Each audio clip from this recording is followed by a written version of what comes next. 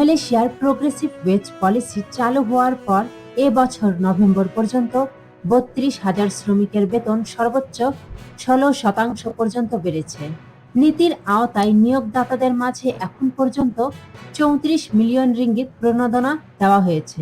মানব সম্পদ মন্ত্রী স্টিভেন সিম সংসদে জানান, ২০২৪ সালের জুনে পরীক্ষামূলকভাবে শুরু হওয়া এই নীতিতে প্রায় ৩,০০০ নিয়োগদাতা অংশ নিয়েছেন। নীতির সুবিধা পেতে শ্রমিকদের বছরে কমপক্ষে ২১ ঘন্টা প্রশিক্ষণ নিতে হচ্ছে বা আরপিএল প্রোগ্রামে অংশ নিতে হচ্ছে। মন্ত্রী জানান, নতুন নিয়োগপ্রাপ্ত শ্রমিকদের গড় প্রারম্ভিক বেতন ৩০০ রিঙ্গিত বৃদ্ধি পেয়ে ১৯০০ থেকে ২২০০ রিঙ্গিত হয়েছে।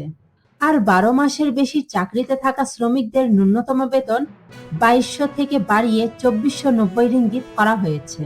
নভেম্বর পর্যন্ত প্রায় ৬,০০০ নিয়োগদাতা পিডব্লিউপি সিস্টেমে অ্যাকাউন্ট খুলেছেন, যার মধ্যে ৪,০০০ প্রতিষ্ঠান অংশগ্রহণের আবেদন করেছে।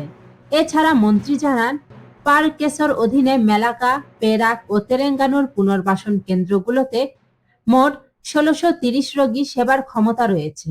পেরাকের মেরুতে নতুন কেন্দ্রটি আংশিকভাবে চালু হয়েছে এবং এখন পর্যন্ত ২৩২ জন রোগী চিকিৎসা নিয়েছেন।